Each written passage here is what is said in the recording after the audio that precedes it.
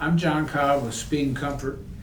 I wanted to do a short video today to help y'all understand better how to set our seats. We're using a gravel bike because gravel bikes seem to be growing in popularity pretty good. And we've been doing a lot of fittings on people that come in with their gravel bikes and are having problems with hand numbness and of course crotch numbness and all that.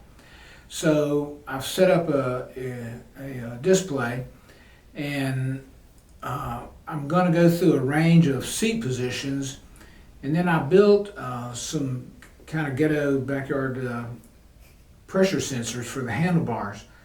And I did this because a lot of bike shops don't want to spend an extra $2,000 or $3,000 for pressure sensors for your hands. So I went to Harbor Freight, got two digital gram scales. They're like $10 each. Made a thing where you put your hands on them on your handlebars, and you can measure the weight of your customer's hands and see the changes that the tilt of the seat makes. So we're going to start this video with the seat relatively flat. It's at 1/10 of a degree, and that works pretty good. And so it gave us a hand pressure of about 900 grams of pressure. And the other thing this does is it shows the difference in your right and left hand pressures. In my case, because I had a broken collarbone in the past and my right arm extends at a different rate than my left, it shows a good bit of difference in the hand pressure. Then we're going to move to a 3 degree, maybe? 3 degree. Yeah. 3 degree nose up attitude. And I designed almost all my saddles for a nose high attitude so that it gives you more core support.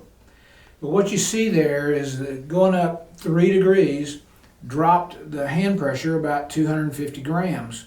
And that's a pretty significant. You can notice that. We did 3 degrees, so then I increased the nose height to a 6 degree angle. And that significantly started dropping the pressure on my hands. Hand numbness is bothersome, and it also makes bikes go a lot straighter when you have lighter weight hands. Then after that, I went up to 7 degrees, and I picked that number because I took my bike and just measured it to see what I was riding. And at 7 degrees, it really balanced the weight out on my hands.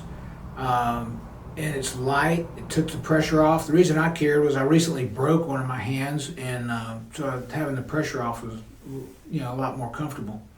And the 7 degree angle looks pretty crazy, but particularly for a gravel bike where you're up on your feet a lot, doing jump, not necessarily like a mountain bike where you're doing jumps, but just rough sections and all. It really works pretty good. It builds good core support, and it makes the bike go straighter, and it takes a lot of weight off your hands. So don't be afraid to give that a try. And then at the end, I went to a -2 degree just to see kind of how it worked. And -2 degrees, to me, just is the worst of all situations. The way I judged it was it took all the power, it made both meters read to maximum. And so you could really feel it had a lot of pressure on your hands. So I would encourage you to don't be afraid to try to run the nose up on your seat. It really won't kill your crotch if the seat's designed right. Good luck.